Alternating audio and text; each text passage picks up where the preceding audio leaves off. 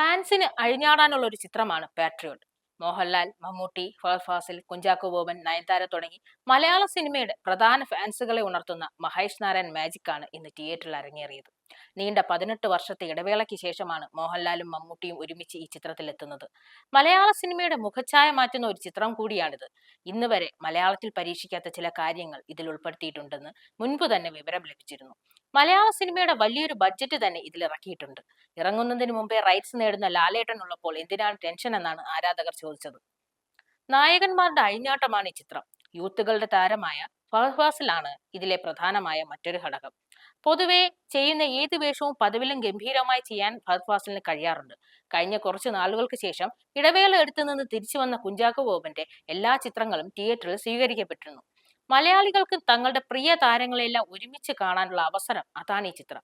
ചിന്തിച്ച് നോക്കിയാൽ തന്നെ മനസ്സിലാകുക അതിന്റെ ഒരു ഫാൻ ബേസ്. ലോകമെമ്പാടും ഫാൻസുള്ള രണ്ട് നടന്മാർ, അവർക്കൊപ്പം നിന്ന് നായകനായി എത്തിയ കുഞ്ചാക്കോ ബോബനും പിന്നീട് വളർന്നു വന്ന ഫഹദും.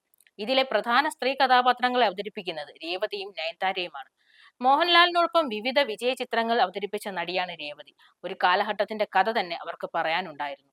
നയൻതാരയാകട്ടെ ഇവർക്കൊപ്പം നിന്ന് മലയാളത്തിൽ ചിത്രങ്ങൾ ചെയ്തിട്ട് തെന്നിന്ത്യ വിലക്കി വാങ്ങി. അത്തരമൊരു ഗംഭീര നായികാ നായകന്മാരുടെ കൂട്ടായ്മയാണ് പാട്രിയോട്ട് എന്ന ഈ ചിത്രം.